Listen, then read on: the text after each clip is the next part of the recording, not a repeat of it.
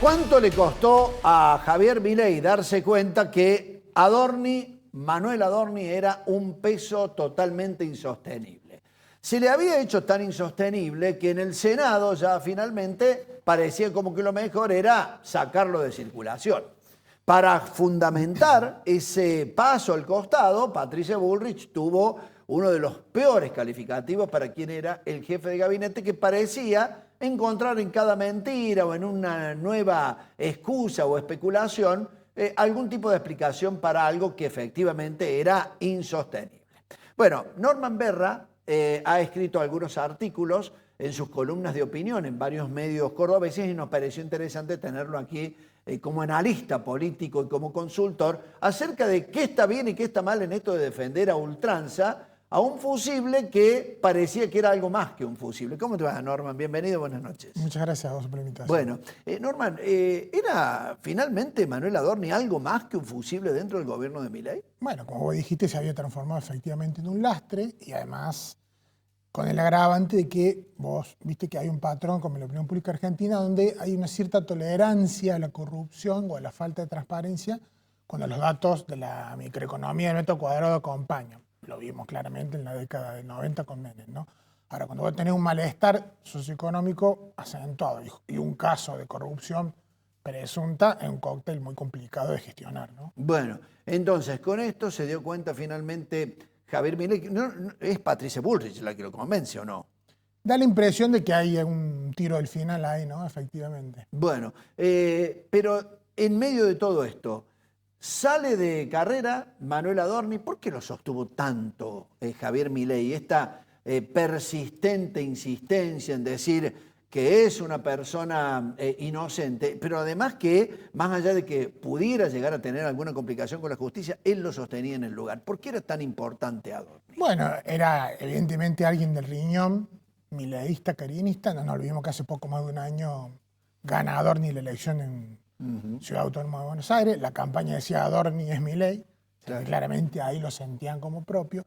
Quizá por eso lo sostuvieron hasta el último momento.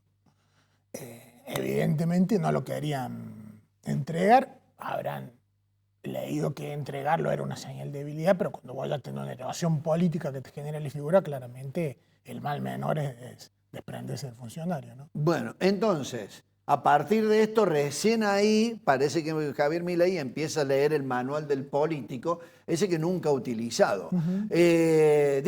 Entonces todo esto es una cuesta arriba para lo que ha significado la imagen de Javier Milei, que se ha ganado realmente desde el punto de vista del combate contra la corrupción, muchos puntos en contra, ¿no? Efectivamente, del famoso fui a deslomarme ha habido prácticamente noticias todas las semanas con Adorni, con lo cual el cóctel de falta de transparencia, / sospecha de corrupción y crisis económica en el bolsillo de la gente fue acentuando el desgaste de la imagen de Javier Milei a nivel nacional y de la aprobación de su gestión. Bueno, ese es un detalle, porque vos titulaste en uno de los artículos que habíamos visto, el combo parece perfecto, ¿no? Es decir, las malas noticias en la economía, la inflación que no bajaba, ahora ha empezado a bajar, pero digo, las malas noticias de la gente que no tiene plata, y me parece que como contrapartida esta historia de un tipo que tiene plata absolutamente para todo. Es decir, mientras la gente no llega a fin de mes o no llega a 20 de mes, Adorni se gasta 15 millones de pesos en una consola de juegos, en un proyector y también en un flipper para llevar a la casa. Tal cual, efectivamente. Esta semana los gastos con tarjeta de subordinados suyos en la jefatura de gabinete. O sea, por eso te digo que era realmente insostenible. Todas las semanas una historia distinta, ¿no? Bien, bueno. Lo cierto es que Javier Milei adopta finalmente a Diego Santilli como el salvador. Me imagino que lo habrá propuesto Patricia Bullrich. Hay un interés, me imagino, que de Macri para tratar de sostener a este hombre que empieza a tener cierto poder en el gabinete. Es nada más ni nada menos que el que maneja la relación con los gobernadores, pero también la jefatura del gabinete. Sí, coincido, hay que ver cuánto poder real tiene, porque es cierto que hay una figura ahí que está siempre planeando sobre esto, que es la de Karina Milei, la secretaria general, y evidentemente es la que tiene mayor llegada e influencia sobre el presidente, ¿no? Está bien, tiene manejo, al menos tiene el poder, pero ¿vos creés que tiene realmente manejo de la política? Milei demostró que no lo tiene. Karina Milei, en este caso, puede llegar a utilizar de la mejor manera posible para la libertad de avance una figura como Diego Santilli. Bueno, hay que ver si demuestra un pragmatismo que hasta ahora no se vio, porque claramente ha habido una línea como más dura y poco negociadora, ¿no?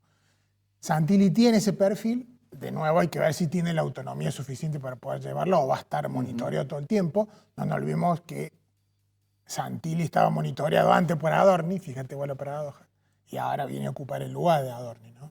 Entonces hay que ver cómo se gestiona eso. Es cierto que el plus que le puede aportar a Santilli es que tiene una relación más fluida con otros actores políticos, interlocutores, gobernadores, y que puede llevar a cabo quizá un perfil más negociador. Pero de nuevo va a depender del visto bueno de Karina. Bueno, aquí estamos viendo una actitud frente al presidente Milei como datos generales que has manejado en las consultas que vos has planteado y en donde estamos viendo que las decisiones que no gustaron de Milei alcanzan el 72%. Claro, esta es la última encuesta nacional que hicimos con Delfos. Vos fíjate que hay un 28 que podríamos definir que es el apoyo. Estamos hablando que eso es el núcleo duro de la Libertad Avanza, porque Milei saca el 30% de los votos en la PASO de 2023 y repite el 30% en octubre, o sea que de ganar el balotaje con casi 56, hoy está replegado sobre un núcleo duro de 30.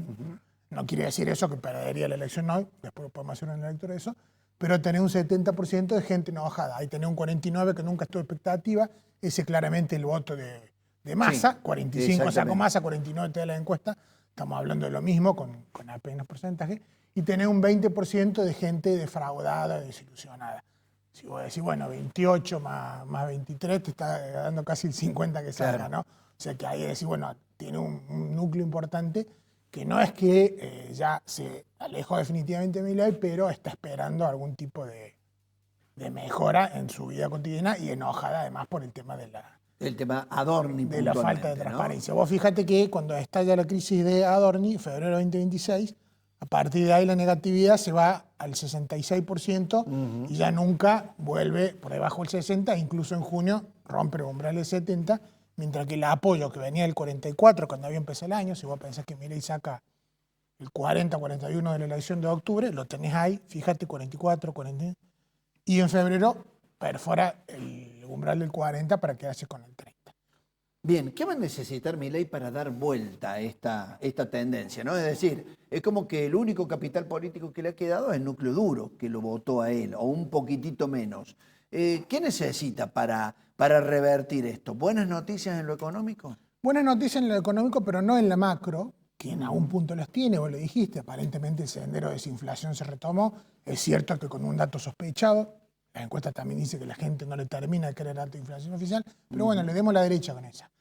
El problema cuál es, que pierde la narrativa anticasta claramente con Adorni, pierde la narrativa de la ética, porque tenés tu principal funcionario hiper sospechado, con lo cual es difícil que vos este mix de negatividad que ves lo puedas resolver simplemente con una figura más simpática o medio lobista como Santilli. Bueno, va a necesitar una mejora en el metro económico cotidiano de la Argentina. bueno, ¿no? porque acá estamos viendo una medición de los sentimientos en la República Argentina.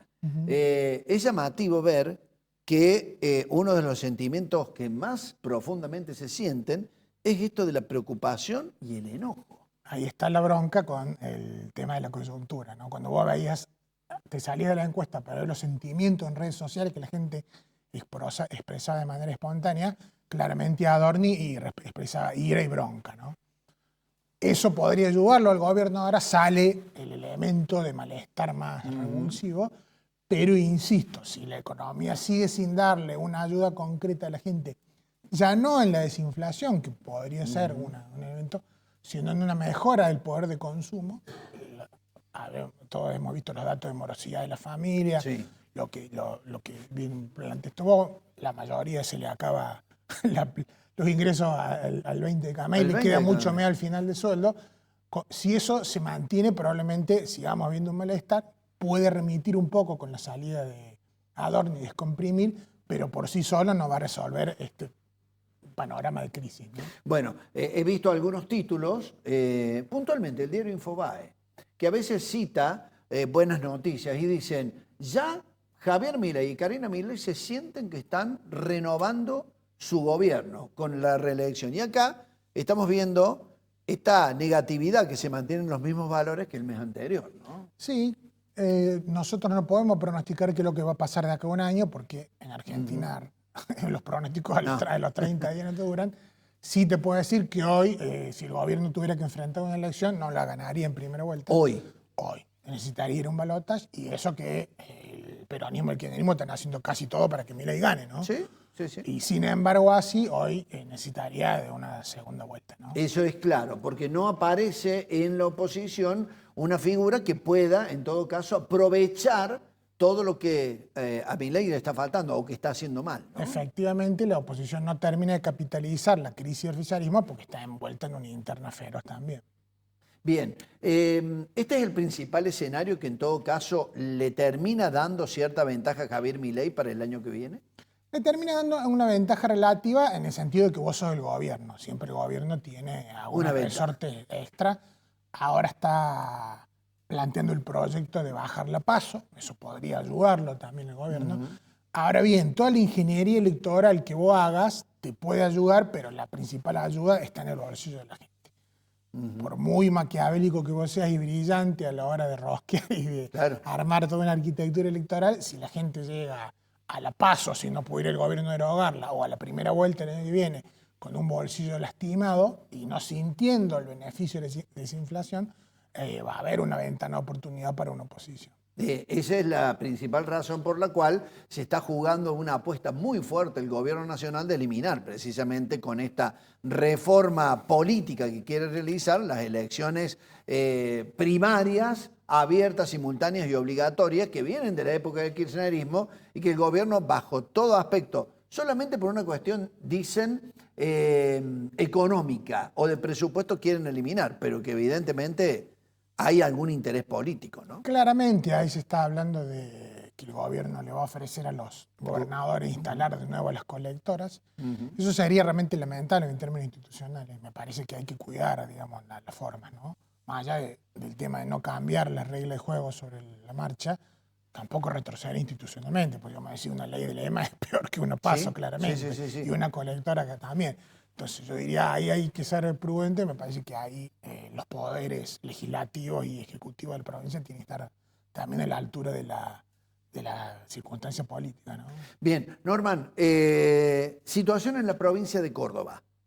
¿Cómo ves la situación en donde Yarlora está, en cierta medida, trabajando para realizar tal vez algún anuncio de reelección, donde vemos que también la oposición, y sobre todo Juez, de Loredo, Bornoroni, vienen trabajando con varios intendentes y están como haciendo fuerza para tratar de llegar al gobierno y hablan del final del cordobesismo?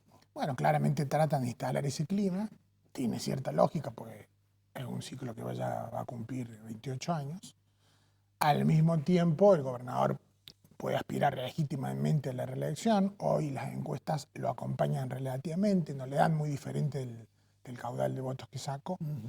Es cierto que hay una oposición competitiva que viene de hacer una elección de medio término muy potente, donde le gana el oficialismo, pero eso no es un predictor de resultado provincial, porque venimos viendo sistemáticamente que la elección gana la elección de medio término nacional y después el peronismo provincial se queda con la gobernación.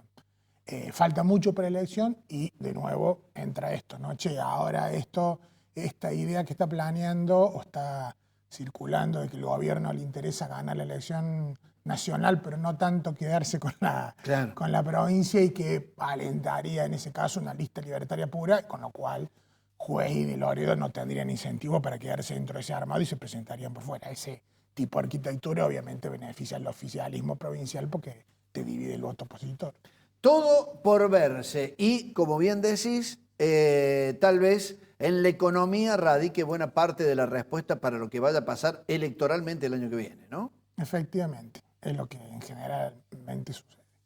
Norman Berra, te agradecemos por la participación en el programa. Ha sido muy gentil como siempre. Muchas gracias a usted por la invitación. Bien, Norman Berra entonces con nosotros haciendo un análisis de lo que dejó el caso Adorni, la irrupción de Santilli en medio de todo esto, y, por cierto, la gran incógnita para el año que viene, la política, obviamente. Vamos a la última pausa en instantes. Último informe desde Europa con Alfredo Blanco. Ya seguimos.